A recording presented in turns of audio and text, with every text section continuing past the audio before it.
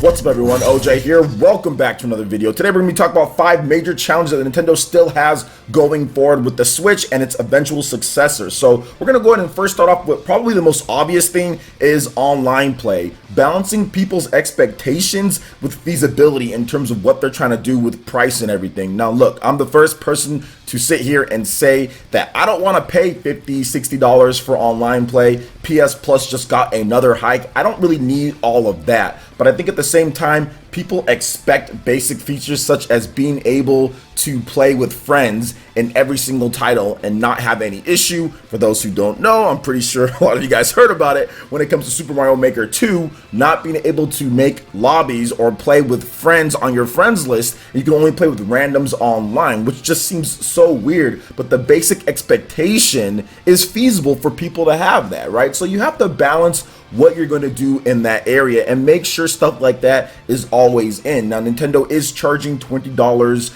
a year for this Nintendo Switch Online service, and I do feel that the service will get better, but they need to better integrate the type of features that people are expecting with the feasibility of it being $20 a year. So I think at the bare minimum, definitely going forward, they need to make sure that they have like the voice chat in there. They need to make sure they have like a basic messaging system in there. If you have those two things along with friend play as well, I think that'll keep most people quiet. Honestly, I think it would keep most people quiet when it comes to various different games that come up and you need to have some type of communication method, or you need to have something and it's missing it, or you have something else that's like a voice chat app, which by the way isn't supported by every single game that Nintendo does. So I think that going forward, this is still a challenge for them. I think Nintendo's not a online first company. They're not a tech company, so they're always thinking about the local experience. They're always thinking about the single player experience before they think about the online experience when they design their consoles. And this is what happens when you do that. It leads to stuff like this, to where you can't play with friends in a game. The first time in a Nintendo first party game since Mario Tennis Ultra Smash did it back in 2015. So while this is uncommon for Nintendo, it's not something that hasn't happened before in a first party game where they just don't give you the option to play with friends. Hopefully that does get patched in, but going forward, the expectations for people is like, hey, at least I'm going to have minimum voice chat peer-to-peer. I'm going to have minimum basic messaging system and the ability to play with friends in every single game that supports online play. So hopefully going forward, they can make sure that they change that ASAP, because it's something that is a challenge for them because they aren't a tech company. So we'll see what happens with that. Now, the next thing that's still a major challenge for Nintendo is major AAA or Western support with a hybrid system. A lot of people think that games should just be like snap your finger, then all of a sudden a game appears, a Switch version appears, but that's not the case. The Switch, if you want to get a quality version of it, you have to make sure that you spend a good amount of time and money optimizing for the system, because it's not a big x86 PC in a box, because that's essentially what the Xbox One and what the PlayStation 4 are, with some tweaks to them to make them closed unit systems. This is a hybrid device. This is a portable and it's a home console put into one, and it uses a different architecture when it comes to the CPU with ARM. It uses different types of configurations. You have to make sure that you optimize it, and a lot of major or AAA Western games are literally built just for huge hulking boxes that take up 70 to 80 gigabytes of space, and that's not going to be an option on the Nintendo Switch. That's not going to be an option if you continue to use this type of hybrid format. Unless the technology advances so much, there are going to be issues right there because they're built for these x86 systems. But I think at the same time, Nintendo can do a lot of different things to tweak the next system that they have in order to make it easier for developers to put over stuff and to make it to where developers necessarily don't have to farm out so much. But it's going to be a challenge. It's definitely going to be a challenge,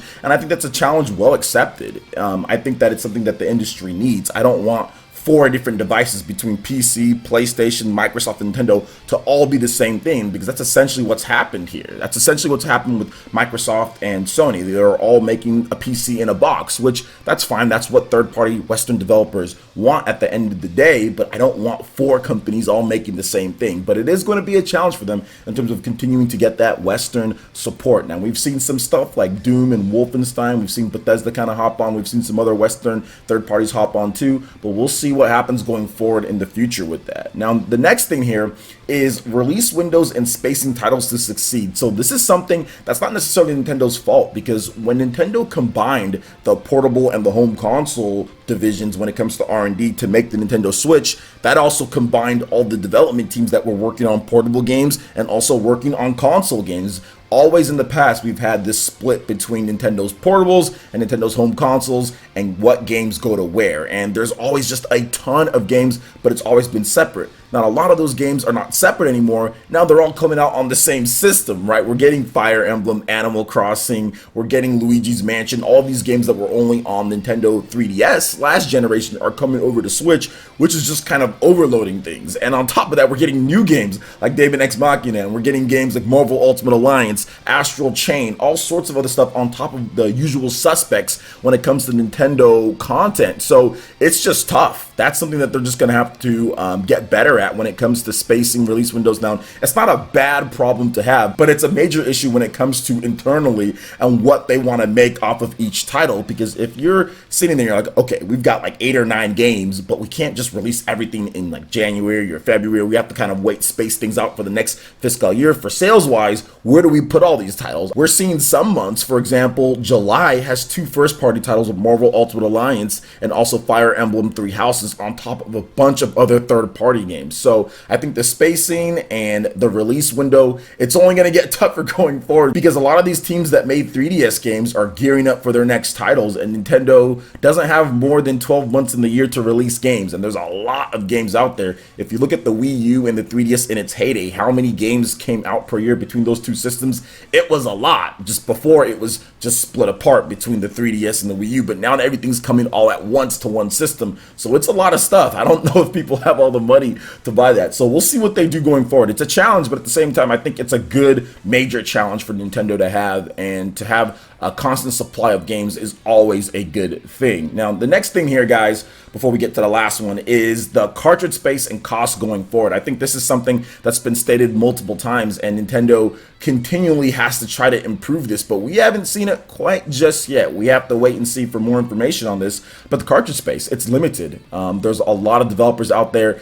that have stated that, you know, we actually have to cut something out because of the cartridge space. For example, the Sonic Team Racing, they left off the opening movie because of the cartridge size. They just said, yeah, we don't want to put that in there, cartridge size, but then they didn't even patch it in later. So I don't know if that was the best excuse, but either way, cartridge size is definitely a thing. Even for a game like Mortal Kombat, only 8GB cartridge, the rest of it you have to download. I mean, we've seen games like Wolfenstein and other titles do the same thing. So going forward, how is Nintendo going to be able to reduce the cost and increase the space that's inside the cartridges dramatically for a good cost? Will they ever be able to get it down to where a Blu-ray currently is? I mean, I have no idea about that unless they develop some type of magical technology, and that's what I'm hoping for in the next generation or going forward, that Nintendo has somehow figured out a way to develop a lot bigger size when it comes to cartridges for a much cheaper price, so third-party developers can have confidence going forward that, hey, we can put the whole game on here, or we can put a large portion of the game on here without having to have extra downloads. So that's a major challenge for Nintendo, but once again, I think that they're up to it. I think that their R&D